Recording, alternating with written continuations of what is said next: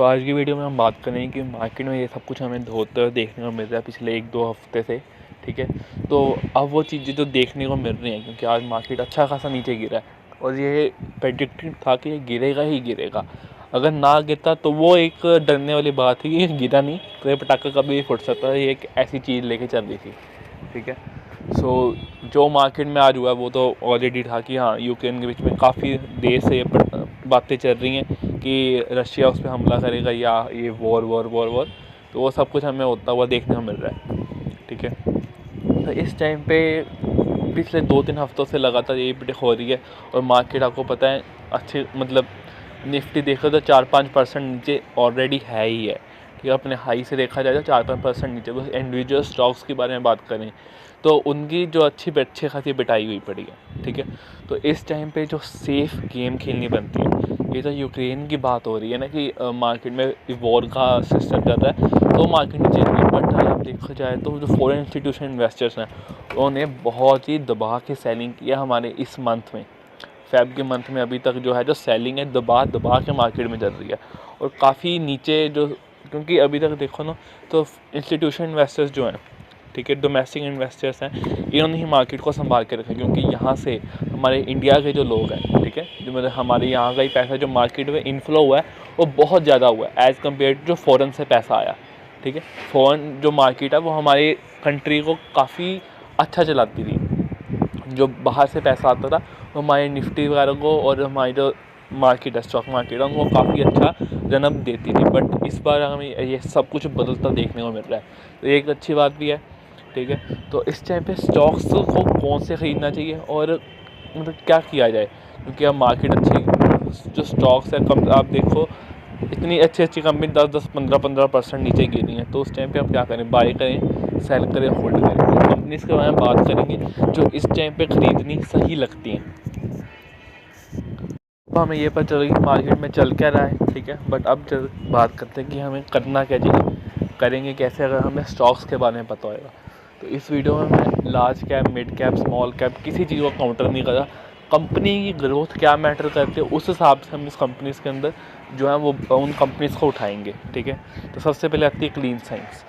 तो ऑलरेडी मैं बता चुका हूँ कंपनी के पास कितने सारे मोड्स हैं अपने बिज़नेस को लेकर।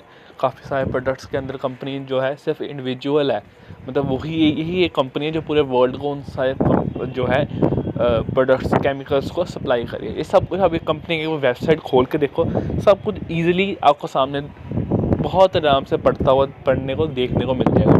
ठीक है, बैलेंस शीट कंपनी की देखो, रेवेन्यू वगैरह सब कुछ बहुत ही औसम है, प्रॉफिट मार्जिन सब कुछ अच्छा चल रहा है।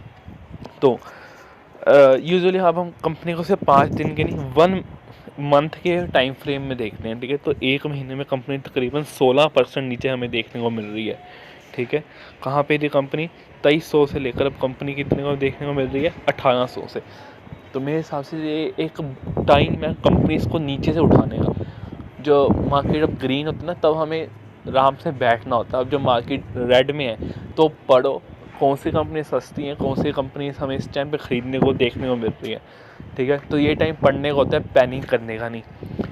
तो सबसे पहले आती है क्लीन साइंस, बेस्ट कंपनी अभी तक जितनी भी हमने कंपनीज देखी हैं।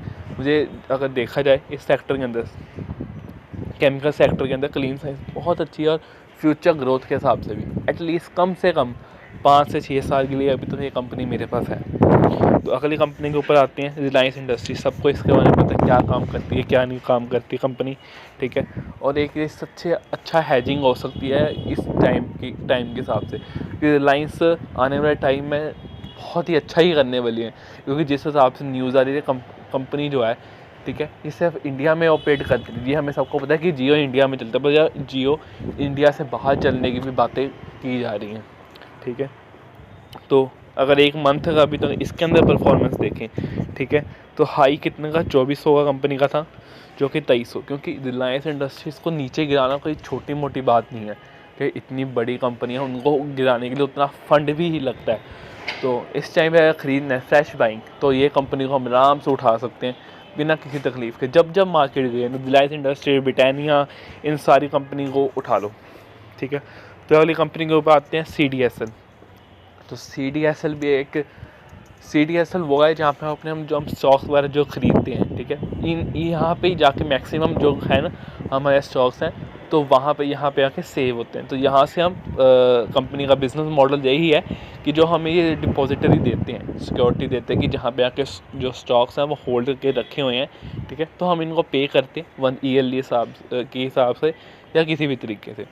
तो ये एक बहुत अच्छा बिज़नेस मॉडल है और ये फ्यूचर प्रूफ है। जिस हिसाब से न्यू जनरेशन मार्केट में आ रही है, उतने ज़्यादा डीमैट्स अकाउंट्स खुल रहे हैं, ठीक है, जितने अकाउंट खुलेंगे उतनी जो इनके रेवेन्यू में कंट्रीब्यूशन है वो दबा के होगी। तो इस कंपनी को भूलना सबसे बड़ी भूल होगी आपकी। और इस कंपनी ने ज़बरदस्त रिटर्न भी देते हैं आई हमें पिछले 1-1.5 साल से। अगर 1 साल का इसका रिटर्न देख लो तो 128, जैसे 5 ईयर्स में जाओ, ठीक है, 400% के। कोविड के टाइम से न्यू अकाउंट्स कितनी ज़ोर से खुले थे, इतनी ज़ोरों शोर से खुले थे, ठीक है, तो उसका नतीजा हमें देखने को मिल गया इस स्टॉक की रैली के अंदर। अब चलते हैं अगली कंपनी के बारे में।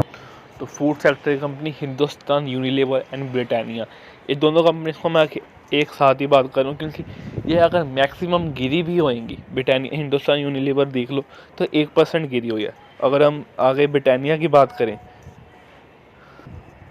तो वो भी अगर 1 महीने में हम बात की जाए तो 1.35%, मतलब 1% के करीब दोनों कंपनीज देखा है।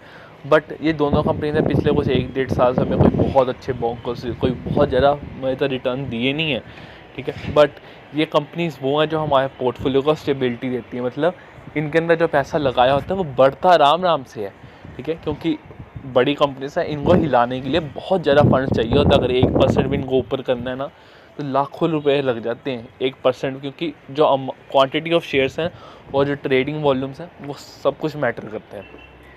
तो ये कंपनी को हिलाना और अच्छे डिविडेंड्स पे आउट्स हैं, बिजनेस मॉडल फ्यूचर प्रूफ है, ठीक है, आराम से कोई भी चीज़ की, क्योंकि फूड सेक्टर है जो कुछ भी नहीं हो सकता।